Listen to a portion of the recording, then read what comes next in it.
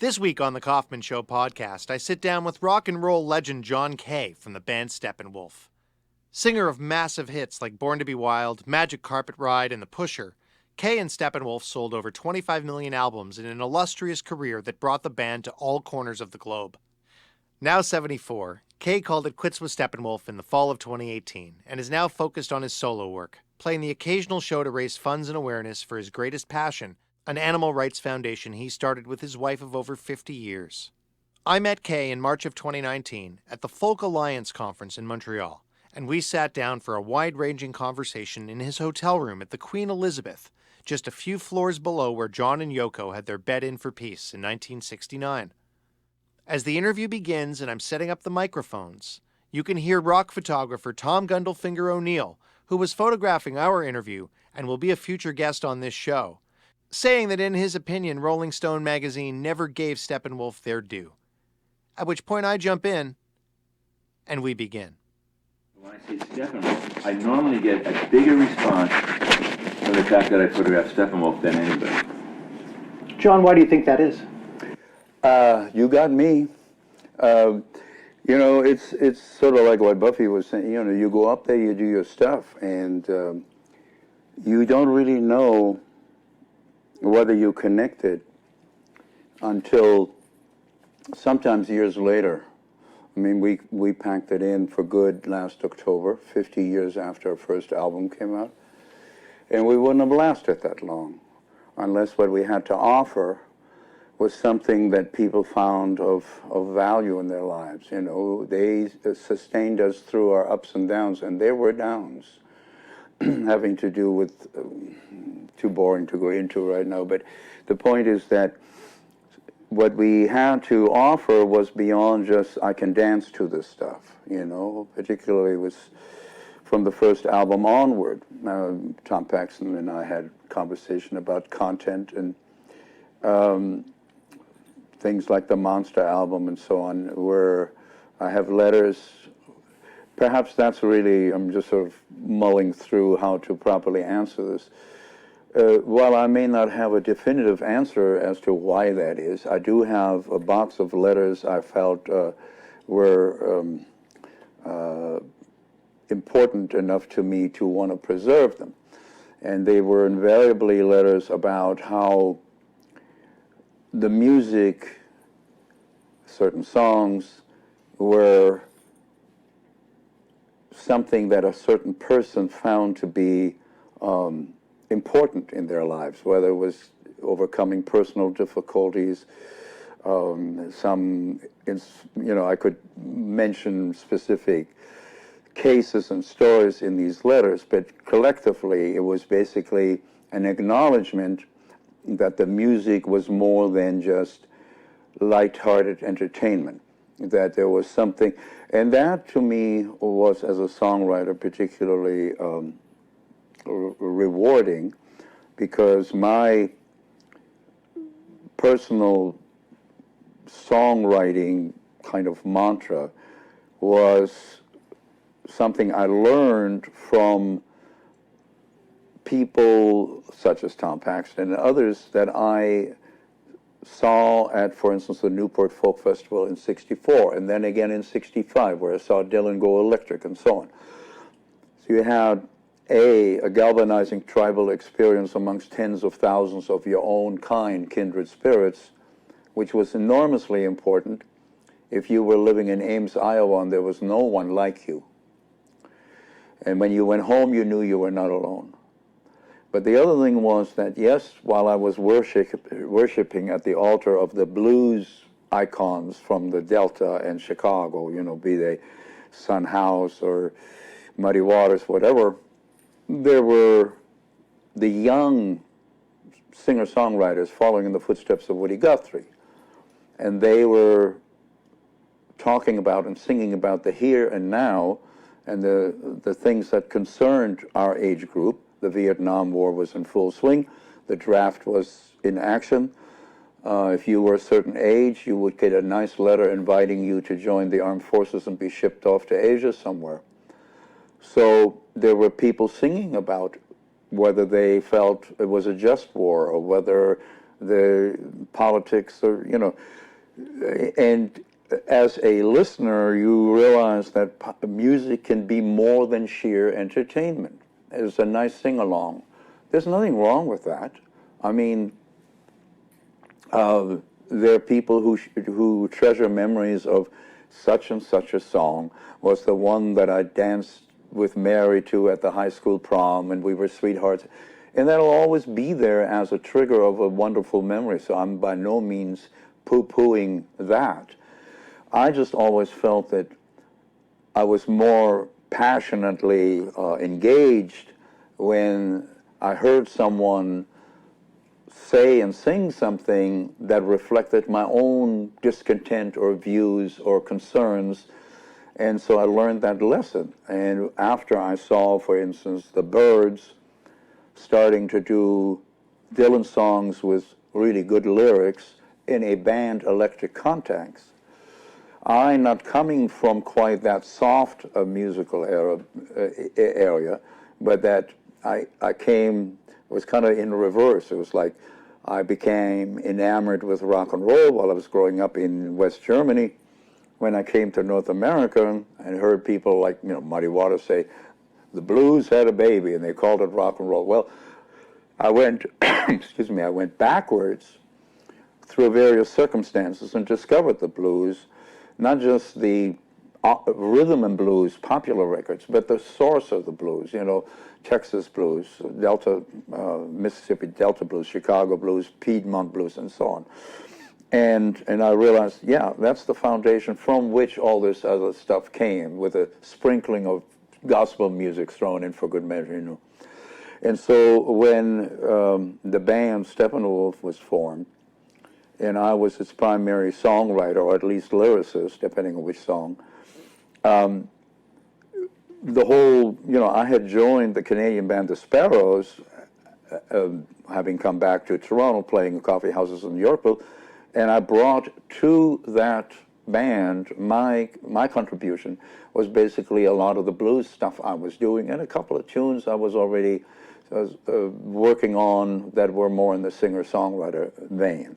Well, by the time Steppenwolf came into being, I had totally absorbed and completely believed that there was absolutely no reason why, in a somewhat harder rock context rather than a folk rock kind of vibe, why we could not have songs that stated certain points of views or had etc.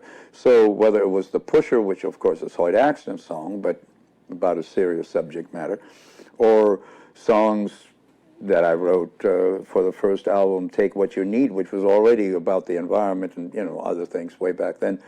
And then certainly later, Don't Step on the Grass, and there was a song on the second album called None of Your Doing, which was basically about a Vietnam soldier coming back home, and nobody understands what he went through. Nobody wants to hear.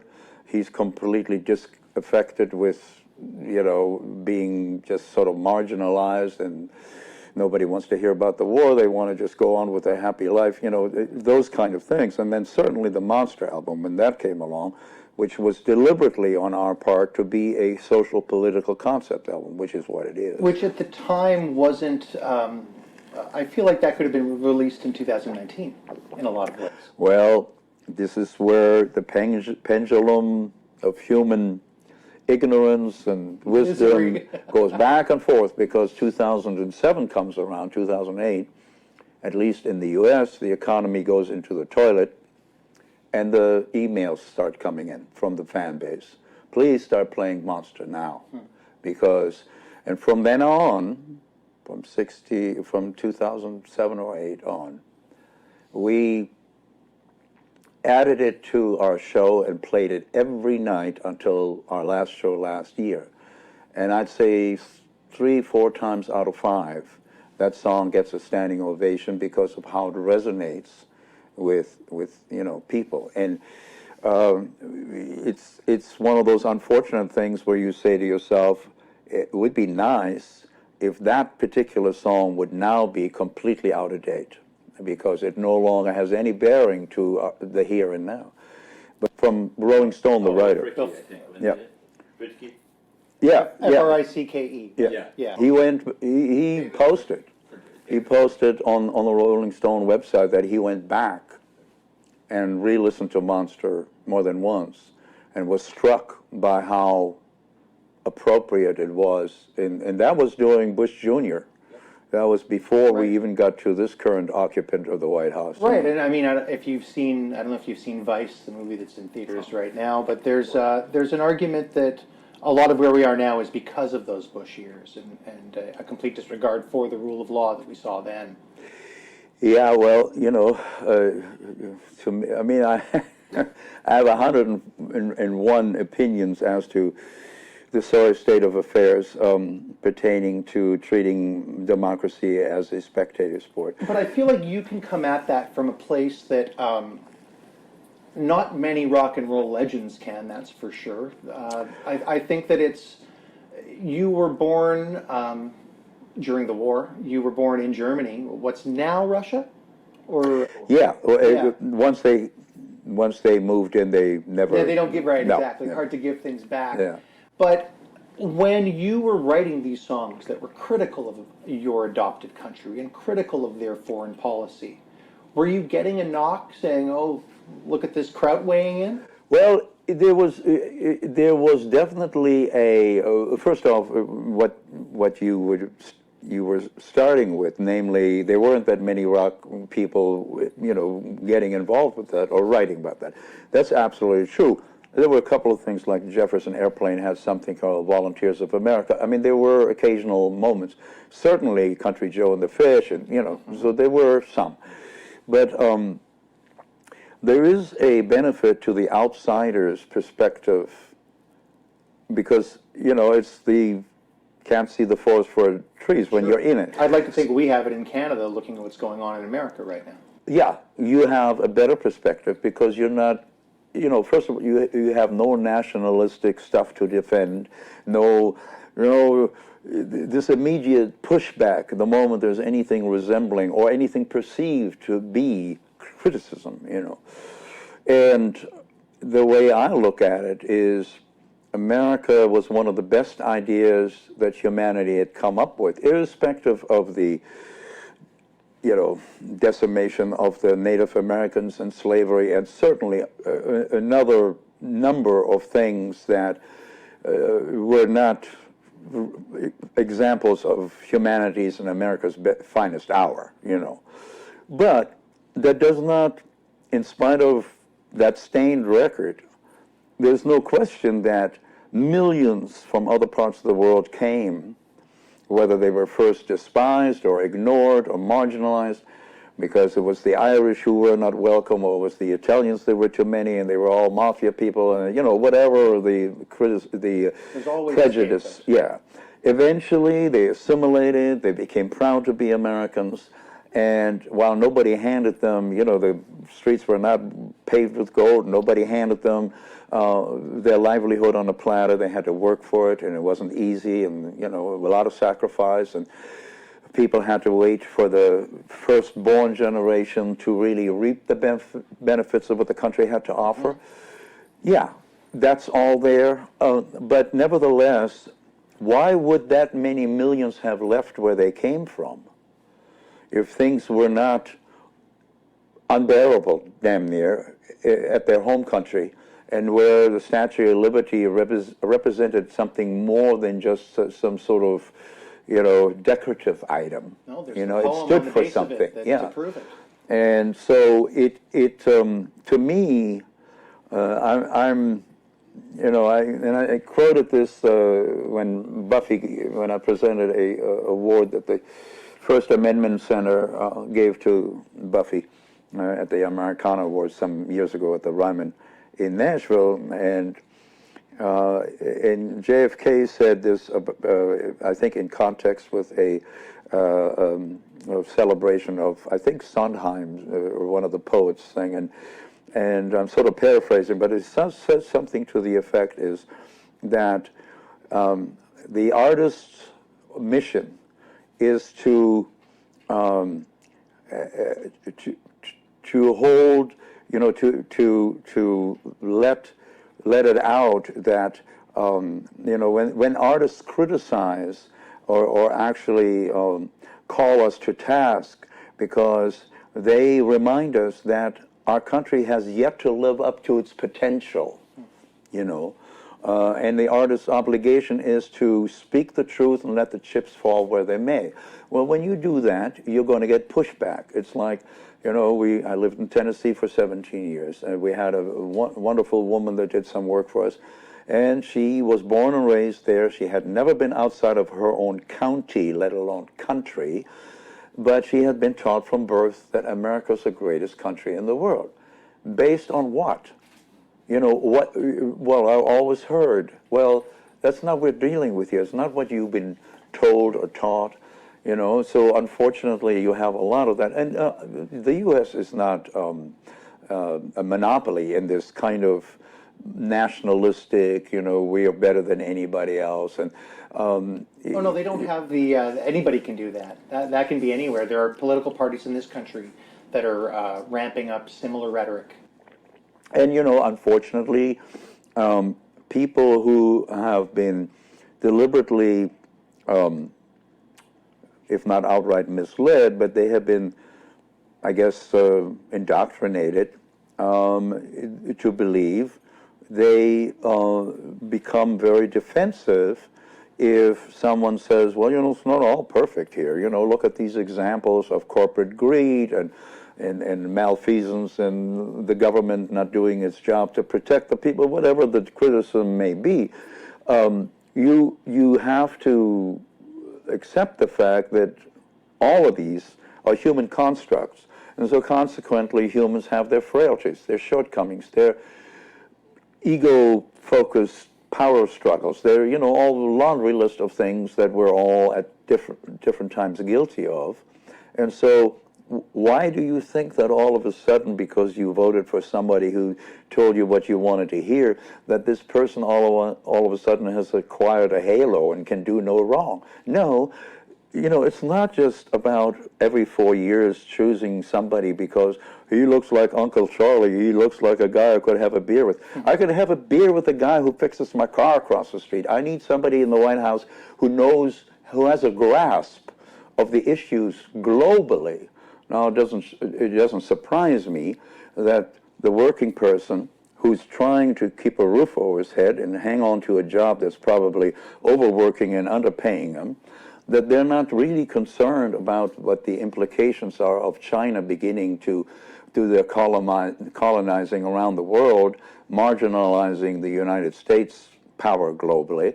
He's worried about his thing on his kitchen table. I mean, I could completely get that. Why would he not? But you have those two opposing areas of interest. You have a lot of people I had conversations like this with people who would give me rides to wherever we were playing, and so I didn't vote. I didn't like Hillary, and I couldn't stand Trump, and so I didn't vote. I come home tired. I already got 2 jobs. I want to drink and I want to watch something on TV to make my mind, and I totally sympathized with them because I would be just like them if I, were in that struggle daily like that. You want me to sit down and read the newspaper in depth and form opinions about our foreign policy with Bangladesh. It's just unrealistic. So it's not surprising that buttons are being pushed, people's fears are being. There's a scene in the film The Man in the Glass Booth, where the Nazi war criminal is in the glass booth, so he cannot be shot in the courtroom. He's bulletproof, and they finally get around to, why did you love Hitler? I'll tell you why we loved him. He told us who's responsible for all our fears, all our insecurities, all our, we loved him because he gave us a target, that kind of thing. And that's usually where that goes with respect to, no, of course not. But he understood how to utilize that to, we need for everyone to, this playbook of, okay, we got internal strife, and the masses are beginning to get unruly. We need a war. We need to pick on somebody. And now, don't you dare not close ranks because our country's at stake. We don't want to hear about your criticism. It is your patriotic duty to get with the program because, the Martians have invaded us, right. That kind of thing. And it's the same playbook over and over again. And that's one of my big beefs with humanity. Don't you ever learn? No, we're on our little screens. We're thinking about being entertained to death. And, so sometimes when you abdicate your responsibility as a citizen in a democracy, then you get what we got. So if we're on our screens and that's why we're not doing anything about it today, what was the excuse in 1970? Well, it may not have been. There have been books that have been foretelling all of this for decades. The Dumbing of America, if you read that. Amusing Ourselves to Death is another good book. More recently, Dark Money. Yes. And, there were people who were paying attention, and they realized, they overlooked the landscape of society. Who's pushing whose buttons? Who's the real power behind? Who is the Wizard of Oz? Is anybody able to pull the curtain back? Who's pulling the strings? Who's manipulating? Because after all, if we pay lip service to it being a democracy, then we have to manipulate the masses to vote as programmed. I grew up, I'm born in 1980, so I grew up idealizing the 60s and looking at it and whether it was my parents' rosy depiction of it and whether it was the rosy depiction of somebody growing up in safe Montreal in the 1960s, which I'm sure is quite the difference than if you grew up in Memphis, Tennessee, or in Detroit. Right. Did you watch the Ken Burns Vietnam documentary? Yes. Did that remind you of how messed up things were back then? Because I looked at that and said, oh, everything I've been taught about the 60s is this kind of Hollywood version hair. Everything's been very kind of glossy and put this nice sparkly sheen on it. The 60s were really messy. Well, what he brought, that, I like Ken Burns' work. I've seen many different things he's made, including that Vietnam one. And the way I look at it is it wasn't as though there were two Americas. There were two realities. One was domestic, which was young people, many of them suburban kids, very, idealistic, energized. They felt straitjacketed by the straight society. We're going to, have our beads and bell bottoms and have a communal, and love everybody and so on. And I liked that, as an idealized reality, a little bit naive, but, okay. But then the other reality was the kids who got sent off to Vietnam. And when they came back, the other reality at home didn't want to acknowledge that. You baby killers and this and that, don't get lose the uniform as quickly as you can and just let your hair grow and blend in with the rest of us because, we, the ones who didn't have to go, weren't in favor of this war. If you were a draft resistor, if you ran off to Canada, if you went to Sweden or whatever, okay, you did the right thing anyway. You didn't go over there to work for the man, Those who came from military families or, were taught to believe that when your country needs you and sends you, it's your duty to go, So on the one hand, you had perhaps Hollywood would glorify it a little more than what it really was in reality. But at home, you did have the Monterey Pop Festival. You eventually had Woodstock. You had communes. You had Haight-Ashbury. You had Sunset Strip, and kids in Ames, Iowa, watching. I'm going to San Francisco. Summer of Love. All that. That was real. And before the media started to kind of commercialize it. And before organized crime went into Haight-Ashbury to sell hard drugs, it for a while, it was a wonderful self-delusion as to the possibility of this continuing. Meantime, the Vietnam War was the war everybody wanted to either demonstrate against or just ignore, because none of my people are over there, none of my family members are there, and I think it's stupid for us to 50,000 bodies later, and we're being sent home, so you have this two opposing kind of realities during that. My personal great regret isn't the right word, but my feeling regarding a lost opportunity is that you had young idealism and energy, obviously amongst the young, and experience, and at times even wisdom amongst the older thing. And the young ones were saying, you old farts, you screwed up the world, we have a better idea, so get out of the way. And the old ones are saying, you ingrates, you dimwits and naive, you have no idea what it was like to be hungry during the Depression, what we had to go through in order for you guys to live in your suburban bungalows. Well, so and you have... have... on and on. Yeah, exactly. So, I remember playing San Francisco, and the Fillmore Ballroom was in the black community.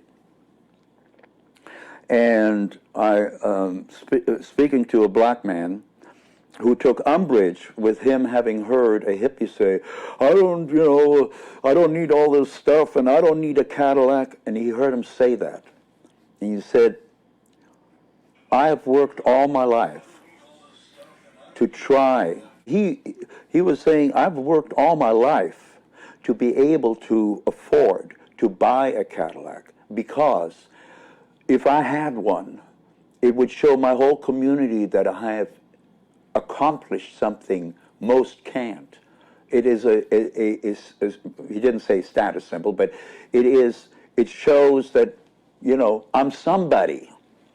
And so you have that kind of, kids raised with everything they ever needed, and therefore taking it for granted. Not all of them fit that template, obviously, but very many were from middle class or even upper class family, So you had that kind of lost opportunity of two generations saying we should listen to each other and work together to move humanity forward.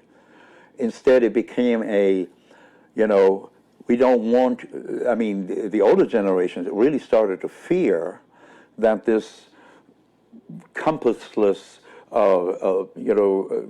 immoral, free love and all these other things was going to make America weak and destroy all the the infrastructure, so to speak, in terms of society's levels and everything.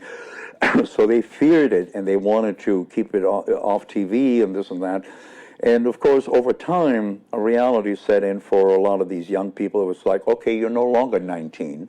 You did meet somebody you want to, you all of a sudden you were thinking about a roof over your head, a steady job, etc. And so you were then sucked into the world of commerce, get rid of that hair, put on a suit. And many of them did, not all.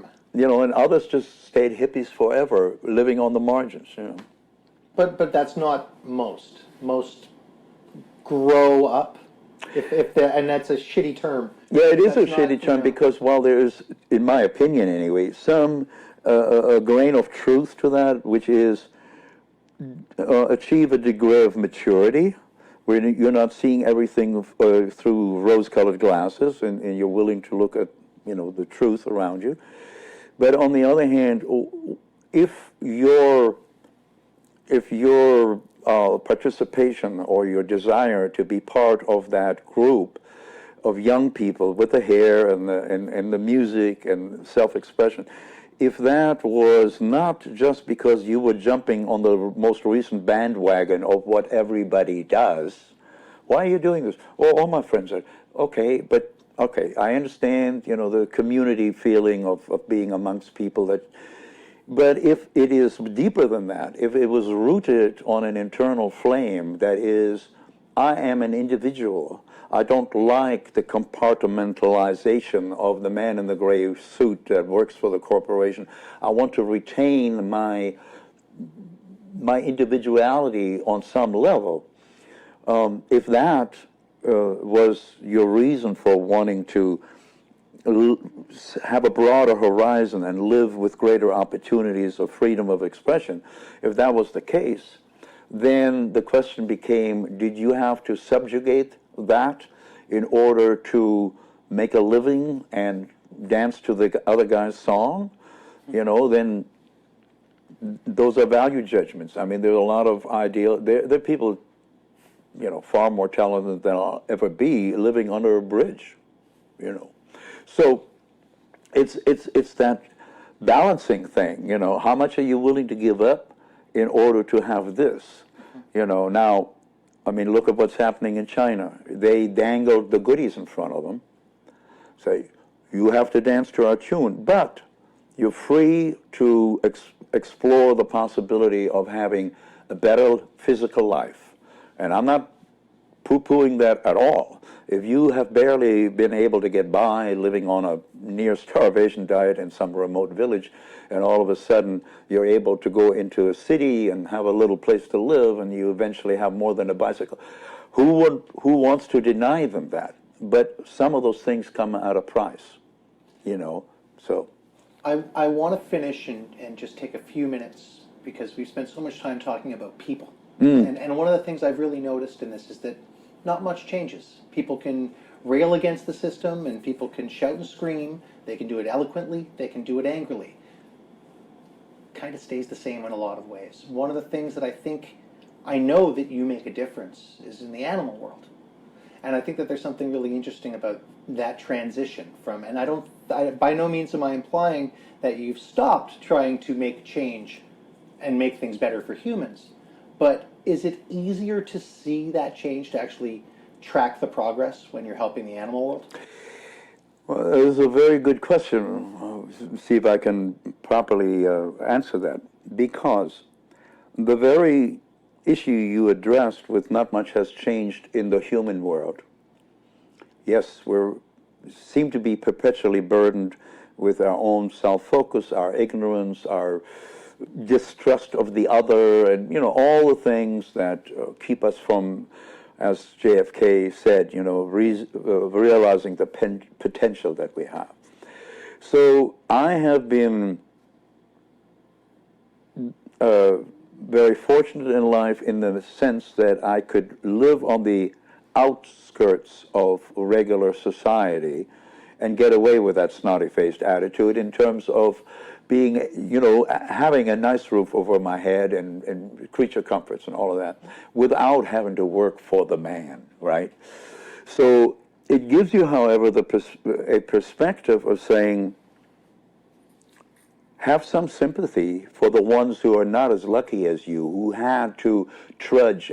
I hear them when I'm lying in my bed, getting up at 4:30 to be on the freeway to go to work, and I pity them, Now, they individually are not able to change the system, and they collectively sometimes have outbursts of great demonstrations on this and that, the Arab Spring, whatever, but eventually the Wizard of Oz and his compadres seem to manage to always. So my wife and I share the same opinion because she's cut from a similar cloth, which is humanity is what it is. Where we can help, we will. But we are under no illusion at this point in our lives that anything really substantial will change, since humanity is its own worst enemy almost, right? But there are those amongst us who are stellar examples of what we can be. They're the ones who give us a tonic in our lives and say, now there's a person who, in spite of all the obstacles in their way, have managed to somehow triumph in a sense of retaining their own individuality, fighting the good fight, and having enough satisfaction in having done the right thing, where the lack of having 4 houses and 6 cars is not something they regret not having, because they realize that those possessions are sometimes just the consolation prizes for what inside you don't have. But and amongst those stellar examples are some of the people that my wife and I have run into over the last 15 years. When you are full of yourself as a young whippersnapper with a guitar and you think you got something to offer by standing up there and I want the spotlight, it can create tunnel vision. It can create an inability to have peripheral vision of what else is going on out there. But as we have had the privilege over the years, when you become familiar with people who all their lives have been about something greater than themselves, and that passion is so fully sustaining that they are willing to do without certain things, and they are our heroes, because we feel that because of cultural and religious and other reasons, humanity has not been able to control itself in terms of, I don't know if you ever saw the film The Matrix. Sure. Agent Smith was right. There's a bumper sticker. Agent Smith was right. You're like a virus. You don't know when to stop. You keep multiplying and multiplying. And they were right. Well, why is that? It was Jimmy Carter did a TED Talk. He rattled off a laundry list of offenses against women, historic and common. He said, why is that? What is the problem? Men. And he was 100% right. And if you go to certain cultures around the world where it's a real dominant male side, cover up your face, genital mutilation, on and on. So my point is, the idea of self-control, have one child, have no children, minimize your footstep on the earth is, I'm not holding my breath, right? But there are those out there who say, these other creatures that we push to the edge of extinction have a right to live free and wild in what little remains of their natural home, and it is our moral obligation to see to it that those who are willing to risk their lives, and there have been 2,000 rangers killed in the last 10 years, they're the ones we want to support. We're not in the price range of Leonardo DiCaprio, blessings be upon him. He has spent millions for the right causes in that area. But we all can do a little something. And as Edmund Burke said, 1776 or whatever, nobody ever made a greater mistake than he who did nothing because he could only do a little. We can all do a little for the right causes. And so we're now that Steppenwolf is no more and that cash cow or cash wolf is no longer available to keep our foundation funded, we're now on to this presentation, which is like an hour-long TED Talk, really, is called Born to be Wild, From Rock Star to Wildlife Advocate, John K. of Steppenwolf and His Journey of Transformation. It's basically me up there with one of those microphones, right, and a clicker of the PowerPoint, and there's a big screen, and there's 32 different video clips and 100 and whatever else photographs, and it's 3 stories. My own personal one, born and raised and all of that, the escape, and then the history of the band Steppenwolf, and then in the last 15 years, the gradual transition, multiple trips to Borneo and Africa, and meeting people who became inspiring, who are a tonic, who are, where you see how they have applied themselves. And that is where we said, okay, our front, it started with us building a school in Cambodia after seeing the killing fields and all of that, and then it transitioned gradually into having rubbed, shoulders with these people, the Sheltering Wildlife. We support 7 different entities in Kenya and 2 in Tanzania and 1 in, it just sort of multiplies. The more you meet this one, that introduces them to that one. And they're all dedicating their lives to preserve what are our collective global living treasures. And once you've been out there in the bush and you've been in the midst of a giant herd of elephants that are still trusting, and they accept your presence as being just your decorative item, and go about their business, you are no longer the same. And the words of Chief Seattle come to mind.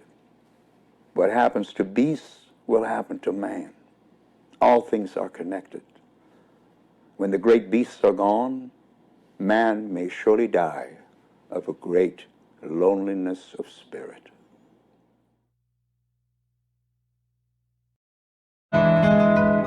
Men stood in line trying to play a game, doing her a smile and affection. Some jumped for joy, some ran insane. Each time she made a selection.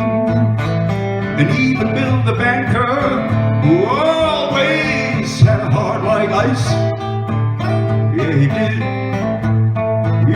He became a gambling fool, and then she rolled him like a pair of dice.